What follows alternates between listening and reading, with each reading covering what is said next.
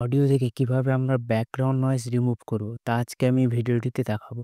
Audio record করার সময় অনেক সময় আমাদের ব্যাকগ্রাউন্ড নয়েজ চলে আসে, সেগুলোকে কিভাবে ডিলিট করব বা সেগুলোকে ক্লিয়ার বা সেগুলোকে রিমুভ কিভাবে করব তা আজ আমি ভিডিওটিতে দেখাবো। চলুন ভিডিওটি পুরোপুরি দেখা যাক। প্রথমে আমাদের ক্রোমে যেতে হবে। ক্রোমে গিয়ে একটা টুল সার্চ করতে হবে, সেটা হচ্ছে অ্যাডোবি পডকাস্ট। অ্যাডোবি পডকাস্ট আমার এসছে সাজেশানে। তো অ্যাডোবি পডকাস্টে আমাদের যেতে হবে। পডকাস্টে আমরা গেলাম, যাওয়ার পরে আমাদের ইন্টারফেস আসবে। আমাদের নেটটা একটু স্লো, তাই একটু প্রবলেম হচ্ছে। এখানে ইন্টারফেস খুলে যাবে হোম পেজের। এখানে অনেক কিছু অপশান আছে। এখানে আমাদের যেতে হবে স্টার্ট এনহ্যান্সিং, এখানে অপশানে যেতে হবে। যাওয়ার পরে এখানে একটা ফাইল চুজ করতে বলবে। ফাইল আমরা ড্র্যাগ অ্যান্ড ড্রপ করতে হবে বা চুজ ফাইল করতে পারি। আমি ড্র্যাগ অ্যান্ড ড্রপ করে নিব। এখানে আমাদের যেতে হবে, আমার ফাইলটি আছে ডাউনলোডে, এই ফাইলটি ড্র্যাগ অ্যান্ড ড্রপ করে নেব।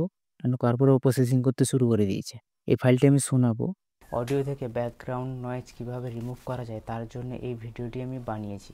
এখন প্রসেসিং করা শেষ করে দিয়েছে। প্রসেসিং করা শেষের পর এখানে ডাউনলোড আর আপলোড অ্যানাদার বলেছে। এখানে আমরা এখানে শুনতেও পারি, যেটা আমরা করেছি এখানে শুনে নিতে পারি।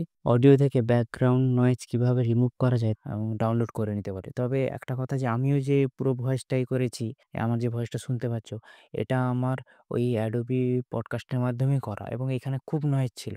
আমি সেটাকে রিমুভ করেছি এই অ্যাডোবি পডকাস্টের মাধ্যমে। এটা খুব ইউজফুল টুল একটা, আমার তো খুব ভালো লেগেছে এবং খুব সুন্দরভাবে ওটাকে ক্লিয়ার করে দেয় ভয়েসটাকে। তো এখানে আমরা ডাউনলোড করে নিব, সিম্পলি ডাউনলোড হয়ে যাবে। তো ভিডিওটি যদি ভালো লাগে ভিডিওটিকে লাইক করো, চ্যানেলটিকে সাবস্ক্রাইব করো আর শেয়ার করো। Thank you.